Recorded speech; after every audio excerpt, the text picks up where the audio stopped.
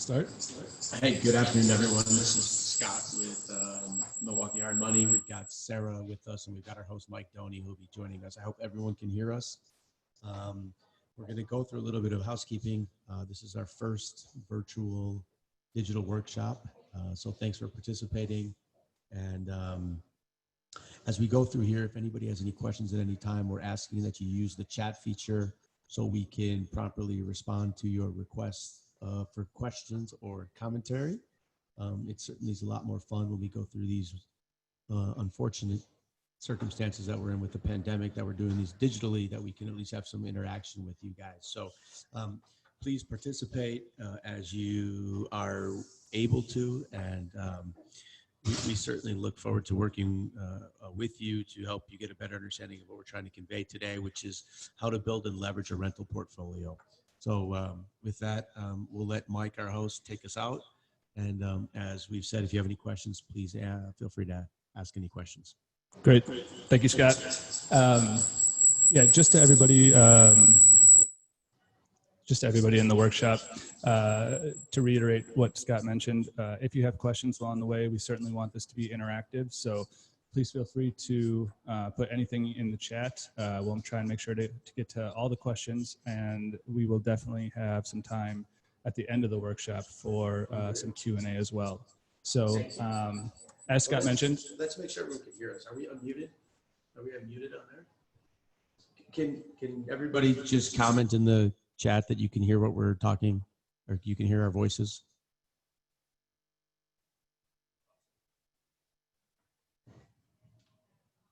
Okay, we're good. Thank you, guys. All right, we're ready to roll here. So with this being our third workshop in the series, this is our first attempt at the digital workshop. So please pardon any hiccups along the way, but we try to put together some pretty sophisticated equipment here so that we could make sure we get the messaging out to you. Yes. Okay, let's go.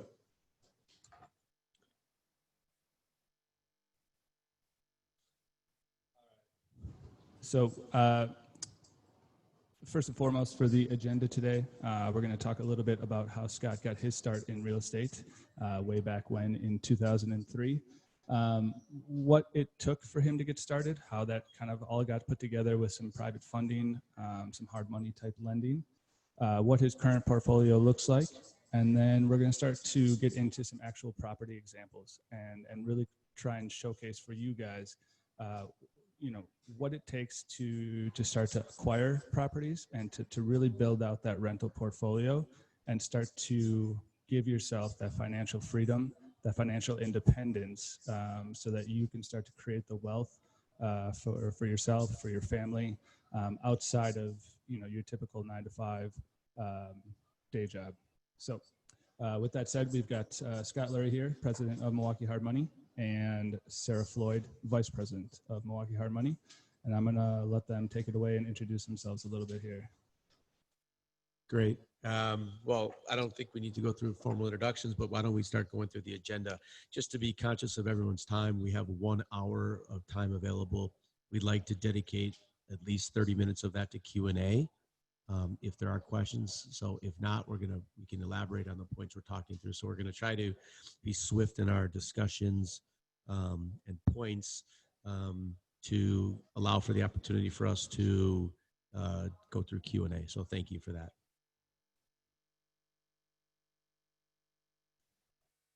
All right. So first and foremost, we'll let Scott talk about where he got started in real estate, and again, what kind of drew him to this arena in terms of using this as a tool to build that financial freedom and flexibility in his life. That's great. So just to give everyone brief background, only by way of hopefully motivating you as you're sitting at your desk or at your house or sitting somewhere to get a better understanding, that in August of 2003, which could be the same as July of 2020, I entered in the real estate world with not one single asset of real estate. I rented an apartment. I didn't own anything, but I knew that I wanted to get involved in real estate. So the question I asked myself was, how much effort would I put in to earn $30,000 a year Was it 40? Was it 50? And that was the question I kept asking myself over and over again, is how much energy do I want to put in to be successful, essentially? And for me, it was always working towards financial independence and how much effort I wanted to put in to actually become financially independent, which is which would be described as having no financial stress moving forward in your existence, so that you can continue to prosper in your life and prosper in your personal life, as well as prospering in your financial life. So the question really comes to ask you, and I hope the answer is a lot, is how much effort are you willing to put in to earn an extra $30,000 a year, or an extra $40,000 a year, or an extra $50,000 a year? And asking yourself that while you're a W-2 employee, or while you're an entrepreneur, or while you're self-employed, or while you're involved in real estate as your primary focus of business is certainly critical. If you look at the slide, in August of 2003, I owned a whopping 0 properties.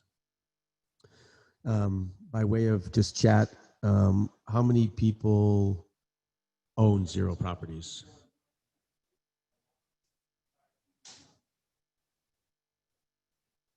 How many people own 1 to 10 properties?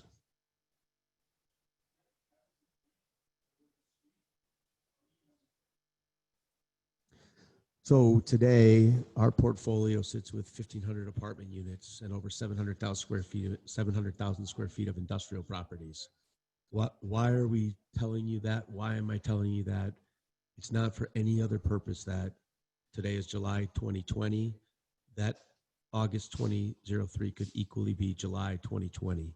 The motivation to become successful lies within you, and it is important that you, if you choose to want to go down the path of financial independence and freedom, find the path that works for you to do so. What else are we working on? We're building 134 ground-up apartments in Brown Deer, which should break ground here. We're building 1 million square feet of industrial space in Appleton. We're converting a hotel to apartments in Albany. We're continuing to make moves every day as we pursue our financial independence here at F Street. And I want to share that with you because I want you to be incredibly motivated upon you leaving this workshop, seminar, conversation, discussion, Zoom video call, to be extremely motivated to make the next step in your financial freedom. And I can tell you that no one needs to have the confidence in you other than one person, and that's yourself. You have to be the one that's confident to be able to do that. And so I want to walk you through a little bit about how do you acquire a portfolio? How do you build a portfolio? Start with a business plan. Yes, write it down. Yes, spend some time on it. Yes, think through the theories and the process to which it's going to work for you, because my business plan is going to be way different than your business plan, and your business plan will be different than the next person's business plan. But it doesn't make one person's business plan right or wrong. It just makes them yours, and that's the identity behind what you want. Are you a staff accountant somewhere, and you love being an accountant, and you're looking for additional capital? So maybe you're in the rent and hold category. Are you a contractor that has tremendous trade experience and you want to be a fix and flipper? Are you somewhere across the platform of either one or two of those different categories? Are you a wholesaler? Are you really good at marketing and finding leads and then selling those leads to make a profit? Well, the way you choose to do that is certainly up to you. But as we've said, a business plan needs to start with you writing it down. It should take you several weeks to put together. It should take some editing and some thoughts behind it. And I'll make an offer to any of you. If you have a business plan and you want to email it to me, I'm happy to review it and take a look at it. That's scott@fstreetgroup.com. Michael, send that into the chat. However, if you are interested and you do want to put together a business plan, I certainly will take a look at it and give you back my unbiased feedback as an investor to an investor. I think goal setting is important too. Goal setting for short-term goals and then longer-term goals. Maybe today you're not in a position to buy a 12 unit, but you can on a duplex. Maybe then down the road you'd be open to adding more units. So it's good to have the goals short and long. Yeah, and part of your business plan must include, your goals, and you got to write those down. And I don't know how many people on January 1st wake up and write down their goals again. And there's no time like now to write down your goals and try to go after them. And we certainly want to help you do that. And if our help is simply evaluating your business plan and being realistic with your goals, we're certainly available to offer our input to that. But I encourage you to start with that business plan. For me, just as a conversation in 2003, I started with a business thesis plan that everybody I know that's in real estate is wealthy. It was that simple. It was that simple of a thought that everybody I know who I interact with, who's involved in real estate, appeared to be wealthy. And what me appeared to them, they didn't have the daily stress of life. They didn't have, they seemed to have financial independence. And so that was important to me. That was my step one, right? How do I pick what category I want to go into? And so when I left the family business that I was involved in, I left I think I was earning $30,000 a year salary. And I dove head deep into real estate. I started flipping houses through the We Buy Ugly Houses program, through Homevestors, and Homevestors provided financing, which was a nice feature. But in addition of Homevestors providing financing, I was also able to go out and seek financing, and that was part of my business plan: seek independent financing, build trust and rapport with investors, provide great quality returns to them, and take care of yourself and build a real estate portfolio. So, part of the next process of acquiring the portfolio is doing research and vetting to find the right property. And Sarah, we talk a lot about this, I think, is how do we determine what is the right property, and what's the right property for me is certainly different than you, and what's your aptitude. And so, a couple thoughts maybe you can share with the group on how one could research. And, I know you're a agent, but don't really do much agent work for individuals, but how do you get paired up with the right real estate agent who does investment properties, et cetera? Can you talk a little bit about that? It's definitely going to start with depending on your goals and what kind of areas and locations are you looking to build rentals or flip. So that's going to come into play. Sarah, so when you say you look at different areas, can you elaborate? So are there flip opportunities in Fox Point, Wisconsin? Are there equally flip opportunities in Heartland and Hartford and there are the inner city of Milwaukee? It's always going to be dependent on what you can buy it for, the repairs it costs, and then what the after repair value is in that market. And then it's going to vary depending on the location. But if I was looking at a property in certain areas, for example, in Milwaukee, the value might be low in a certain neighborhood that I don't think that might be a good area for a flip. So it all depends. You definitely want to look at after repair value and comparables. And if you find properties through MLS and you're working with the realtor, I would look at the after repair value as one of the first things I look at to determine if that is what I'm looking at for a flip, or just to know the values in the neighborhood, even as a rental. Eventually, your goal is to buy, fix it, and whether it's flip or rented out, you're going to want to know the values in the neighborhoods, because your goal as an investor is to add value, hopefully through improvements or what you bought it for, and have that equity there that could help you leverage for the future. But as far as there's ways Sarah, just sorry to interrupt you for 1 second, but so when you're talking about values, ARVs, which we'll talk about in a little while, how does somebody getting started find somebody to help them determine what the ARV is? Is that something that a realtor should be providing as a service to them? Absolutely. Yeah. Okay. You hire a realtor to not only show you properties and write the offers, but help you in your analysis of them. We do that too as we're reviewing deals with our lending company. But it's very important to. So Sarah, if someone has a deal they want to review with you, you're happy to take a look at it for them? All the time. I review deals every day. That's what I do. Great. So we're happy to help. Is that where people find their comparables as well, through their realtor? Or are there resources where they can, it feels like the comparables actually might be a pretty significant indicator of what type of value somebody could get out of a particular area. Yeah, absolutely. I think the MLS is always the best source to use. So whether you can get access yourself you could become a realtor just for that purpose alone is very, in my opinion, a good value to have. But if you don't, to have somebody to have that access, there are other websites through online that you can go to. The Zillows of the world that kind of help you. But But you sir, gotta if you be a take little scary. MLS, I mean, MLS allows you to really break down Yeah, 3 values bedroom, can 1 change, bedroom, neighborhoods. neighborhood, all of the details to get to a value To that. get like type properties like on those Zillow and things like that, they just might be pulling comps in that neighborhood. But I always like to go after like type properties, similar ranches or colonials, similar square feet, and lot size and year built is important.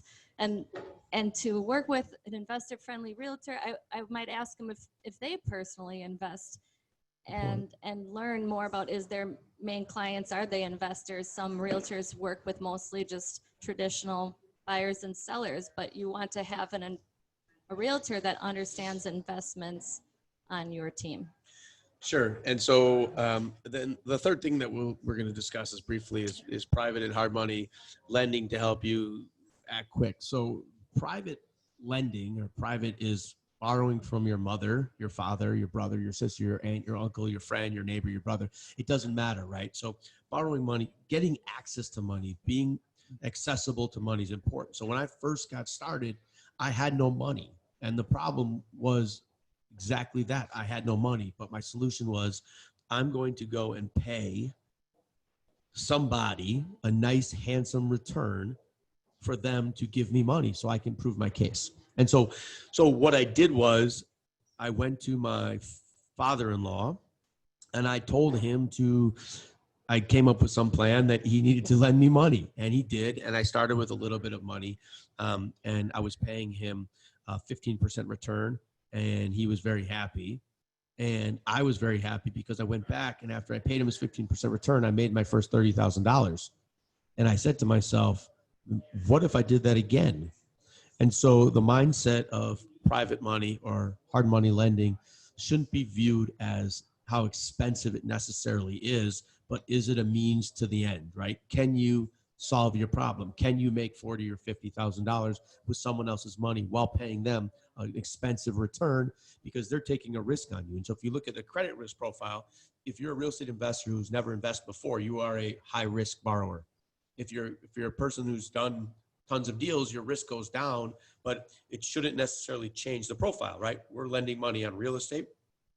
You're making money on real estate. And so if your mother or your father or your neighbor is willing to lend you money, or Milwaukee Hard Money lends you money, you should consider it a vehicle to go make money. And that's how you should be theorizing and thinking through your business plan of, how can I get capital? I will get capital because it's going to cost me money is a silly approach. I will go pay for capital because I'm going to go make that $30,000 is a sound approach. And so consider that as you're thinking through how do you acquire properties. So Scott, just a quick question on that actually. So would you view some of the finance charges or the money that you pay on your loan, would you put that into your business plan in terms of a project? Yeah, I do. And so I'll show you another project, which we'll get through here. But I just recently, 2016, and I'll walk you through a brief scenario, I found an amazing opportunity that required $3 million, which I did not have to make an unbelievable real estate investment. And so I begged, borrowed, and stealed anybody I knew to listen to what I had to say so they could give me this money. And I got the money, and I paid a huge expense for it. But as I'll show you in the next few slides, it's irrelevant today, because today, 2 years later, once it's stable, and we're now in the process of doing a cash out refinance for non-taxable dollars, it's a massive home run. I would do it 100 more times. And so we'll talk through that in a minute, but great question.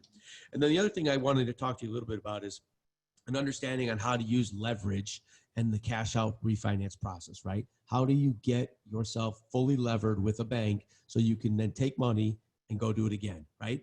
Money equals making more money, which equals building more rental properties or fix and flipping more properties to make more money. That's the theory, right? You got to keep going. You got to be disciplined in your business plan. Your business plan should never include going to buy something like a depreciating asset, like a car. You should continue down the road of being disciplined in what you're doing. And then the last piece of this is a reinvestment of your funds to the next property. Stack on stack on stack, continuing to stack until you get to 1,500 units, or until you get to 2,000 units, or until you get to 10 units, or until you get to 20 units. And the nice part about a business plan is you can always rewrite it once you're successful. And Sarah, maybe you can speak to this, but when we do loan out through Milwaukee Hard Money. Is the cash out refinance something that we always discuss, or, is that always part of the business plan with our borrowers? For the borrowers that are looking to build the rentals specifically, almost a lot of them are looking to do a cash out refinance Yeah, because we of walk the them through value that they create. process. We have referrals we can refer to get out of, to pay us off on their Yeah, and I think, refinance Mike, at you're, the 6 month. part of what you're asking really is, part of our business plan when we're lending money, it's do we ask somebody who's fixing and renting a property, do they have a cash out refinance option? And the answer is yes. And so we always want to know, how are you getting out of our loan, right? Or how are you paying us back, right? Or your mother or your father wants to know, John, I'm giving you money. John, how do I get this money back? And we ask the same question. And so it's a fair point. Yeah, and I think I wanted to touch on that, where we're not necessarily just lending money out, right? We're helping you build that business plan. We're talking to you about what that plan looks like, right? We're always talking about that because we want you to be successful, because your success is our success. I always tell people we're your defined partner, exactly what it costs. And today, I know a lot of us have business partners or don't have business partners, and business partners are expensive, right? You're giving away 50% or 30% or 20%. It'll never add up to any type of financing charge ever. And so be disciplined in what you're doing. I'm going to take a quick pause for 1 minute. Does anyone have any questions that they want to throw into the chat that we can answer quickly?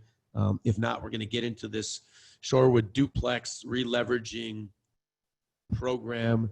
I just want to say one thing. Yes. I'm just looking forward to seeing, the market's always exciting, and I hear, there's what people are projecting is more opportunities coming up in the rental market. A lot of landlords are getting hit right now, and I got a staggering statistic last night, like 28 million eviction filings coming up in September nationwide. So I think there's definitely opportunity today, and not only with real estate, you can find on MLS those online auctions or share sales purchases. There's wholesalers. There's a lot of opportunities out there to find the property. Absolutely. All right. We've got a quiet crowd so far, so we must be doing a good job. So That's okay. Let's chime in, guys. Let's keep going with use those fingers. The I think material it's ASDF something. I forget the rest of those keyboards. So anyways, I want to walk you guys through this Shorewood duplex. And the reason I use this duplex in some of our examples is really to understand this property I bought through a wholesaler. The wholesaler paid $125,000, and I ended up purchasing the property for $125,000 plus a $15,000 assignment fee. So my purchase price, my aggregate purchase price was $140,000 on this property. When I bought the property, prior to buying it, I did a walk through the property and I assessed the property's repairs at $50,000. So that included a new roof. It needed 2 new HVAC systems, which is a forced air and an AC unit. I had to do some repairs to the porch that was falling in, and the house has not been lived in for quite some time. So I had it basically budgeted for a full gut remodel of all the units. And then I obviously needed the money to do this. So I ended up in total paying $20,000 in finance charges over the period of 6 months while I bought, stabilized, and renovated it. And my total costs all into this project were $210,000. So I'm into a project for $210,000. And my next step is what? Well, I got to start leasing it. So I put great finishes out there. I went to the process of finding the right tenants, and I leased the building to 2 ladies, Peg and Deb, or Deba is her name, Peg and Deba. And they're both paying, at this scenario, they were both paying $1,400 at the time I bought the place. And so that gives me a total aggregate income of $33,710. So now I use this term contract labor as a vanilla scenario of what I'm spending on an annual basis for repairs and maintenance, or calling people to come fix the property due to various different scenarios of issues. I spent $403 a year on insurance. I've spent $642 on materials for that contract labor to do the work. And yes, the whopping $6,800 in income, real estate tax that I'm paying. Thank you, Shorewood. To Shorewood, yeah, thank them. They've not done much. I think I still cut the grass. Actually, Deba and Peg cut the grass. So all into this So property. you took that expense and you put it off on your tenants. We're going to talk about that. Settle down. So after factoring in our rental income minus our expenses, we get to an NOI, which is also known as your net operating income, which is a very important piece of understanding the value or the ability to leverage your property. And so at $24,516 NOI at a capitalization rate of 7 cap. So if you took that number and divided by 0.007, you would get to a capitalization rate, which gives you the value of $350,228. So I bought something for 140. I'm all into it for 210. And I have conviction in my mind that the value of this piece of real estate today, based on an income approach, is worth $350,000. Now, let's take a quick break to understand what exactly just happened there. You bought something for 210. It's worth $140,000 more. This one project cost me $20,000 to finance it, and I am 6 months later $140,000 wealthier. Anybody interested? Because this should be some of the most compelling pieces of information you should see right here. And so if you take the value proposition, which we're going to get to next, and you get to a value of 350, what am I asking someone to do next? I'm asking somebody to leverage my business or my piece of real estate based on a $350,000 value that I created by buying something for 140, spending $50,000 in repairs, spending $20,000 to be afforded the opportunity to do so. And I now today have $350,000 of value. Scott, let me ask you a quick question. Yes. When you signed your tenants, Yep. how long, or was the contract, the lease agreement, was that good enough to essentially establish the new NOI? Yes. So great question, Mike. And so, yes, what happens is when I'm taking this to the bank wants to see the verifiable income, and the verifiable income comes from a legal contract, which is your lease. And so I have 2 leases. And today, just as a point of reference, which we're going to discuss in a minute, those 2 tenants have been there for 5 years, and they're now paying $1,600 a month, each of them.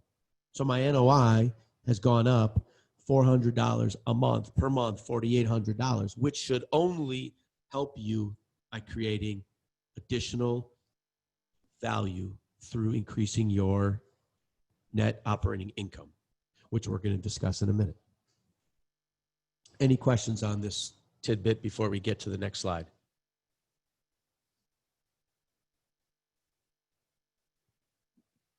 No fast typers here, so Okay. we're still good to go. Yeah. So let's talk about how do you leverage, right? So think about how do you leverage. We just used the scenario that we're at $350,000 and a $210,000 all-in number.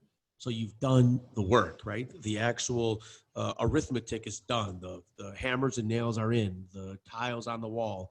The furnaces are in. The tenants are living in your building. How do you increase your leverage? And so to increase your leverage, you're increasing your revenue. So before I leased the unit, I didn't have the ability to leverage. I didn't have the income. As soon as I brought in 2 tenants paying $2,800 a month, my increase in revenue added value, which increases my leverage. Does that make sense to everybody? Maybe with just like can you see the nod of the head? Or I can see a couple nods in there. okay. So think through that, right? So how do you increase your revenue? How would you do so, right? So you can do it in real estate simply by one way, which is increasing your rent. So every month or every annual period, when you increase your rent $25 or $50, you're increasing value. So these tenants have been there, and every year they're getting a rent increase, and now they're paying $1,600 from when I created my value. And I'm going to do the quick math. Can you go back to that one slide for 1 minute? Yeah, so our 3,200 times 12 minus our expenses of I think it's just about 24,516 plus 4,800. 9,000. What is going on there? 24,516 plus 4,800 divided by 0.07. So my value today on the property is now $418,800.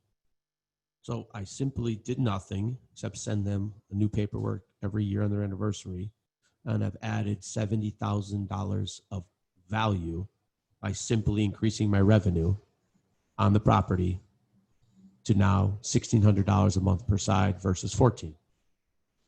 So for those of you that have rental income, is it important that you get $600 versus $650? I hope the answer is yes.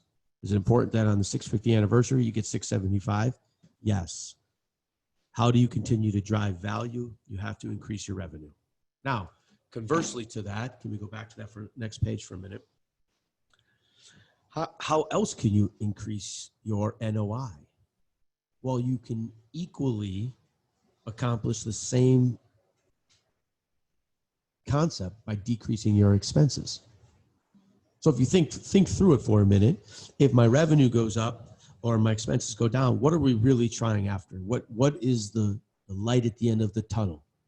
Is we're really looking for a greater NOI, right? So all we want is the greater NOI. And if we can get the greater NOI, we can get greater leverage, because you're going to have somebody willing to lend you money based on your NOI. So when Sarah said, oh, you don't cut the grass, no, because if I cut the grass, it's going to cost me $25 a week or $20 a week, and that's $80 a month. And $80 a month for 5 months is $400. And $400, just so you understand it, $400 divided by 0.07 costs me $5,714 of value for no reason. Now, if you're as silly as it sounds and you do the snow, then that costs you equally the same amount of money. You've just lost $10,000 of value. Who wants to lose value? Nobody. Maybe it's combined utilities and you're able to separate them and put that cost on the tenants then. Exactly. So if you go and look to make it one step further, on my NOI form, the previous one, my utilities, I pay zero. So I bill my tenants for water. They pay their own utilities to We Energies, and they pay their own trash. I don't pay utilities. And so if you pay utilities, stop. Figure it out. Put them back on the tenant. Tenant, I'm not going to give you a rent increase this year, but you're now paying the utilities. If you simply just do that, if that's simply your one rent increase of value, you're creating a better NOI, which will allow you to increase your leverage. So now go back to the next slide, Mike, if you can for a minute. So if you think about creating greater NOI, if my NOI yields a $420 value, $420,000 value, and I'm willing to get 75% of that on my cash out refi, I can get $315,000 of loan proceeds, leveraged proceeds. Now go back one more second, Mike. So if I have $210,000 into the property and I can get for $350 at a value rate, or even in today's present value of $420 or $415 or $315, what can I get back? Well, in this scenario, at $315,000 of 75% loan to value, I could get $105,000 of additional tax-free. I'll say that again, just a little slower. Tax-free dollars. So tax-free dollars that means the government gets none of it. You put it all in your pocket and you don't have a taxable event. And you own the asset and you're still making money. And you have $110,000, hopefully, and only hopefully, for you to go buy your next property with. Don't just put it in your pocket, right? Well, put it. If the first step is put it in your pocket. For a second step is don't go buy something stupid. And the third thing is go look for another deal, but don't be silly. Mm-hmm. And so if you're leveraging, right? Leverage builds leverage. So if I took this $110,000 that I just got from the bank and I leveraged it, I can now go buy another $300,000 of property, maybe 400. Maybe I can go do 3 more of these deals, right? I could do 5 more of these deals if I had to pay my finance charges. But now I can go do 5 more.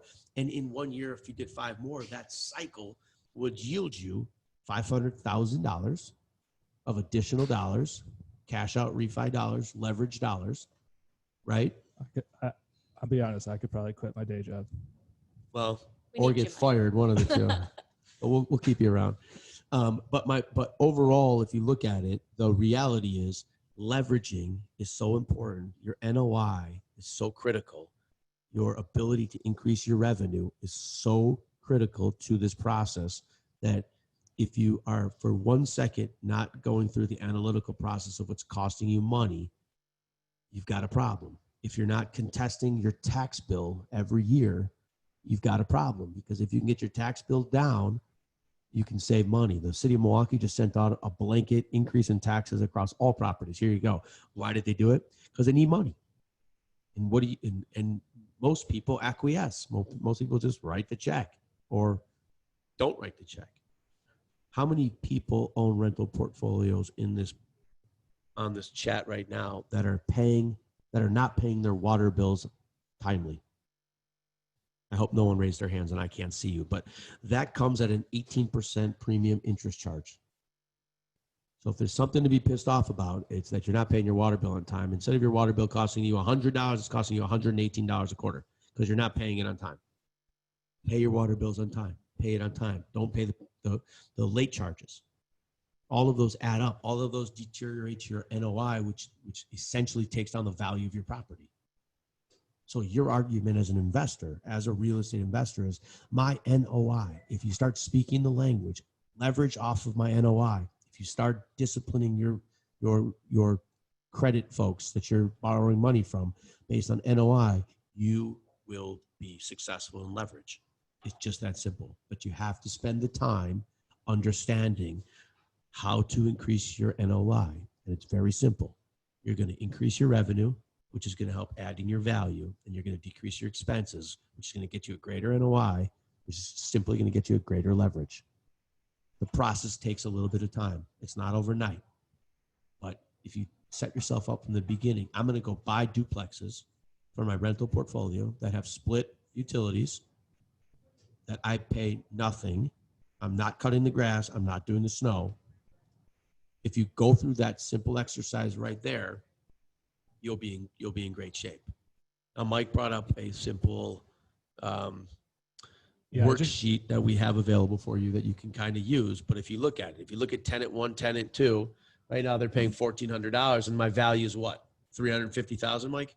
That's what it is. Yeah. Yeah. So change that to their current value of $1,600 a month. So we're just simply changing what are we changing? We're increasing our revenue. That's all we're doing right now. We're basically saying our revenue is going up, and what's our value? Just about almost $420,000. So $420,000. What did we do? We instead of us getting $1,400 a month in rent, we're getting $1,600. And so I can tell you, unfortunately, Diva's moving out of this property. She's been a great tenant for 5 years. And guess what I'm doing? Raising the rent. Ah, yes, exactly. The rent is now $1,650 for that unit.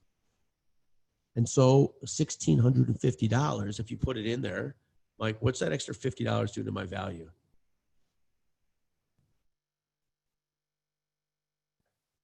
Looks like we're going to get an increase there of just about $10,000. So $10,000 more in value by charging my tenant $50 more.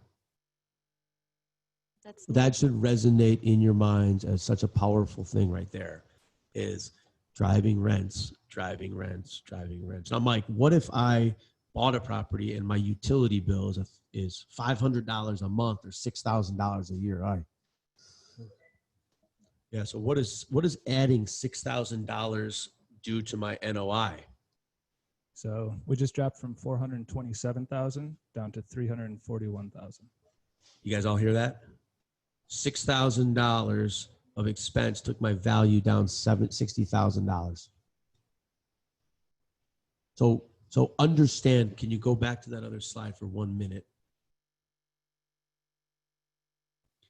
If you can manage to increase your revenue and you can manage to decrease your expenses, you're increasing your NOI.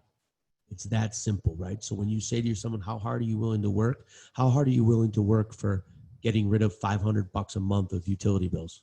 I hope hard, because that's 70 grand, not 30, not 40, not 50, $70,000 of value. How hard are you willing to work for 70 grand? It's so simple. Hi, Mr. and Mrs. Tenant. I'm no longer your utility company. Pay We Energies yourself. Take it out of their lease. I'm not paying your water bill. And the amazing part is when the tenant starts paying their own water bill, they actually start caring that the water's running 14 hours before they get in the shower. But if you're paying it, I assure you they don't care. And what that only does is it decreases your NOI, which decreases your ability to leverage. So if you went to a bank and you had $417,000 or $427,000 of value, or you went to the bank and you had $360,000 of value, you're getting less leverage. It just happens, right? The numbers are the numbers, the math's the math. It's so simple, yet it's passed upon every day. Once you get into this business, every property you have should have its own P&L, and you should work every day to increase your revenue and decrease your expenses.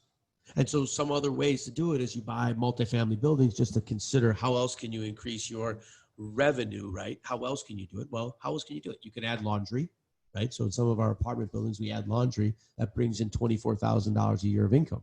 Some buildings, we have a deal with Time Warner Cable or Spectrum or whatever they call themselves today, where they pay us for everybody that signs up for cable.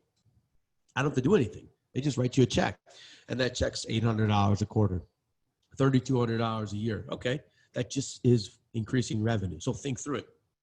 I'll tell you one last thing I did. T-Mobile came to my apartment building on 12th and Lincoln, and they said, hey, is there a way I can put a cell phone tower on top of it? And I said, sure, I'm interested. I don't know what it is, but I'm interested. Sounds like an increase in revenue to me. And they signed a 35-year lease, paying me $1,500 a month for 35 years. The total present value of that lease right now is $435,000. So what did I do? Well, I got $1,500 or $18,000 a year of additional income. I didn't do anything. And my value of my building just went up, $435,000. That's the present value of the money. So there are ways. You have to be creative. You have to think through it. If somebody's paying for parking, $25 a stall, charge them $35. Think through it. What value add are you offering them to continue to increase your revenue and decrease your expenses? I hope that makes sense for everyone. Can we go to the next? Is there any questions, Mike? Anybody have any questions? No, but I don't see any questions. But I did just want to mention to everybody that that spreadsheet is on our website, and I'll make sure to get that out to everybody. It'll just give you, the ability to go through essentially what we did, but use it for every property, right? Give yourself some scenarios of what if I do this? How does that affect that, right? So all of the calculations are in there, and you just got to plug in your numbers. All right. Now we're talking about the GLEN, Scott. Sarah, this is that big one, right? That's yeah, that. Yeah, so let me tell you a little bit about this goofy deal. It's not The only reason I want to tell it to you and the only reason I'm sharing it with you is because this is now the ahas. This is the big time. This is the big deals, right? These are the deals that are the ones that they're meaningful tax-free dollars. And so I bought the GLEN. This is a deal I bought online at auction.com at the time, which is now 10X. And we were the winning bidder to buy the former Residence Inn in Glendale, Wisconsin for $3.15 million in November of 2015. And I said to myself, how hard are you willing to work for $30,000, $40,000, $50,000? How hard are you willing to work? And the answer is pretty damn hard.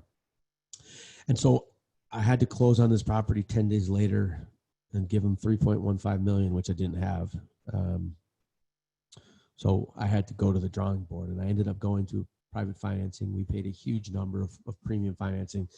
I think we paid over 25% of interest, aggregate interest on this deal, which is $800,000 or some large number. But we needed to get the deal done because I knew what I was after was huge. And so I had $539,000 of development costs for conversion. So the first thing I did was look at how can I reduce my expenses. And so I had to install 96 private electrical meters. $79,000.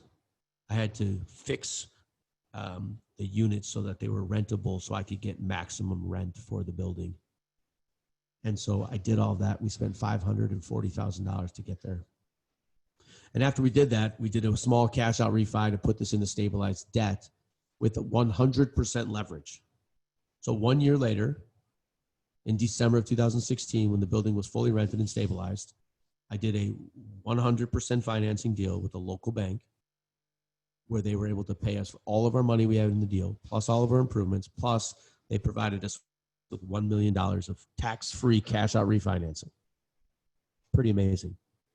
And so what I will tell you is the GLEN or the duplex in Shorewood or the duplex you're looking at today or the next duplex, it doesn't matter the size. The numbers just get bigger, but the idea doesn't change. And so I'll tell you right now, in today's present day, 5 years later from buying it, we're in the process of doing our next cash out refinance to leverage the property.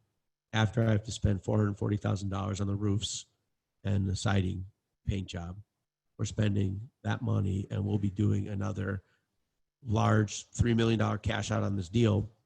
And the reason I tell it to you is because now we're going to Fannie and Freddie money, which is agency money as they describe it, but those are basically your government agencies that provide loans for large deals like this.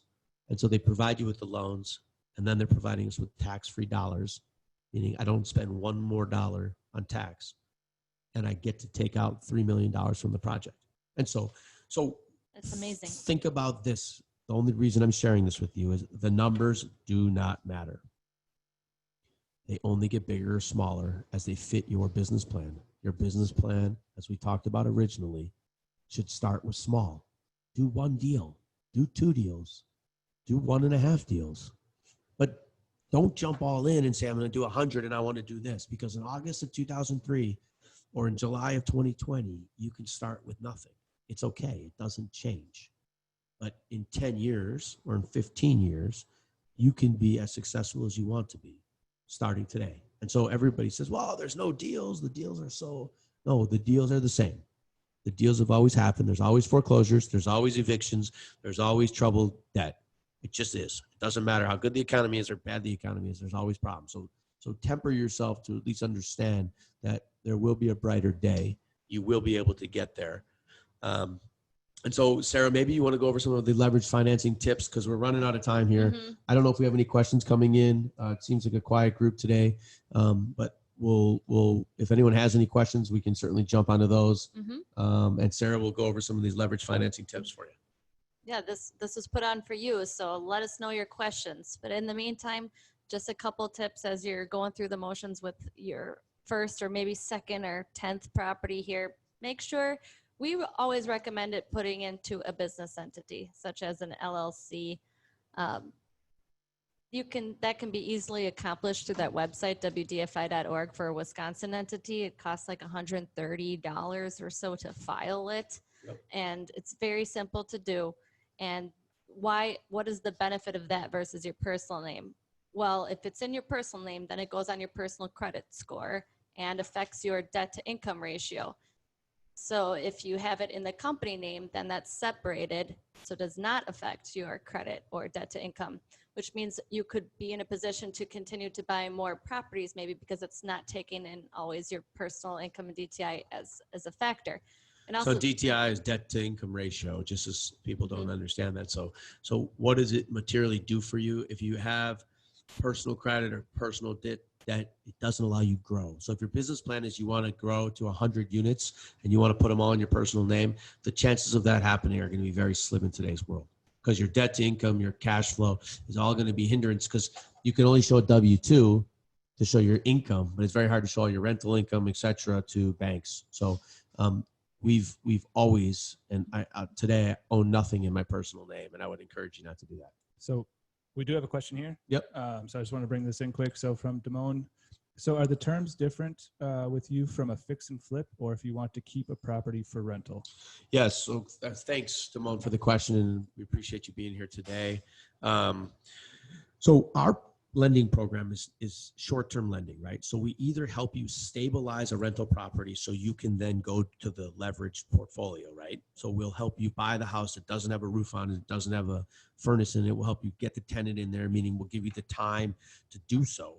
And then you need to take it to an end lender versus if you're going to fix and flip a house, it's the same concept. So our terms don't change, our timing doesn't change. It's really your business plan is what changes, right? So you need to think through, if I'm going to fix and flip it, that's on you, right? You got to hustle to get the job done and get it sold. If you're doing a fix and for a rental and stabilization, you want to fix everything, get the expenses off your books, get your NOI stabilized, and then take it so you can get to the leverage. That's what's key to everything, is getting to that leverage. And so we, and it's important to ask the lenders that you might be working with if that's your strategy on the refinance. Some lenders may or may not do cash out refinances. You have to ask the questions and seasoning requirements. Some lenders want you to have the property 6 months. Others said a year. So you want to ask those questions and get to know who the local lenders are and talk about their program and what they have to offer and compare the different lenders. Meet them, share with them what you're trying to do with your business plan, and ask them the questions about the terms of their loans, rates, amortization. What do they do on a loan to value? You're definitely going to get a different cash out refinance amount. You know, if your loan to value is at 70% versus an 80%, 80% Yeah, loan and to you value, you just get more gotta cash out if that's what you want. right. You got to just think through that a little bit. I mean, Not you to know, one of the over-leverage either. one of the arts of what we've done is, you know, we've always managed to get to finally the 100% finance portion of it. And if that takes a year, so be it, right? If it takes you a year and 5 days, so be it. If you can get it done in a day, great. It just depends on your relationship with your lenders, your strength outside of it. I mean, I would say to you, everything you can do to sell yourself to get to the maximum leverage you want, do. And that requires you to meet with your lenders, as Sarah mentioned. She did mention here briefly, discussing the cash out refis. And I think that's critically important. You know, the other thing that's critically important on your refis is really your amortization schedule. And so are they willing to give you a 10-year or are they willing to give you a 30-year amortization? And if you run a simple calculation, and maybe we'll look at that at one of our next digital workshops, is, you know, what's the difference and how do you evaluate amortization and what's the impact between an interest rate of 4% versus 3%? And, you know, all of that doesn't impact your NOI, so it doesn't affect your leverage. What that impacts is your cash flow. And so we want to look at your cash flow, and then how does your cash flow impact your taxes? And so we'll add that to our agenda for next time. And so, go ahead. Yeah, sorry, we did have another question come in. Thanks. This one is from Keeney. Okay. And I apologize if I didn't say that right, but from Keeney, with the current pandemic going on, are traditional banks willing to lend and refinance properties at the moment? Yeah, Keeney, I can tell you that this is certainly unprecedented time. I've been doing this, as I said, since August of 2003, and lenders I've never experienced the skittish nature of lenders today, but all that means is my business plan requires a little bit more energy. And so you have to knock on a few more doors. The banks are sitting with an unprecedented amount of money. And the only way a bank makes money is by lending money. And so at some point, yes. So I will tell you that in March, April, banks froze. I think banks are coming out of that frozen period, but it's certainly a different time today, Kenny. And I would certainly tell you that, you know, it's important that you discipline through, but that also is why an opportunity like a private lender or our type of business is very fitting today. And it's only fitting because we understand that the pandemic shall pass too, and there will be opportunities. And so, you know, I respect the question tremendously because it's a different world today. It really is. I mean, there's, it's different, but it just requires a few more knocking on the doors. And I will tell you that if you provide a sound business plan, your professionalism is important to them. The banks don't want to walk into a problem. They want to walk into a good borrowing relationship. And so be professional and drive through that. And I think you're going to do a great job. Awesome. Do we have anything to... One more? Yeah. Is there one more comment? Oh, no. Seems like there's one more comment coming in. No? Oh, she was just saying thank you. Oh, you are welcome. And so to all of you, I think the last thing we're going to just mention is I think it's important that you, from a financing tip, is get involved in how hard you want to work for the $30,000. You know, go to the appraisals, bring your own comparables, be present, be active, be bold, be respectful, be professional, but be bold, be presumptuous to some level. My property is worth this because of this. Oh, how did you know that? How do you know about leverage and NOIs? Because I know. And once you can articulate that and speak properly and professionally about it, you will gain the ability to increase your leverage. And you can play the game of the refinance, and you can continue to get cash out, and you can continue to get cash out, tax-free cash out. And so, so to be respectful of everyone's time, we're coming up on 1 hour. I hope everybody enjoyed our first digital workshop. I certainly enjoyed it. I thank Sarah for being here. I Thank thank you, Mike Scott. Doney for being our host. I have a special treat with my son running the soundboard. Imagine what a little 14-year-old. He knows everything, so that's great. So I just want to say thank you, guys. All of this stuff will be available for you. As I told you, if we can help you in any way by reviewing a business plan or looking at a property for you or helping you become a better real estate investor, we take great pride in educating and being part of the process. And so, you know, I would tell you, thank you for being here, and we wish everybody a safe summer. Please understand that we are obviously in a pandemic, but there's a great opportunity here for real estate investing. And so be active and be present. And thank you so much for being on our first digital forum.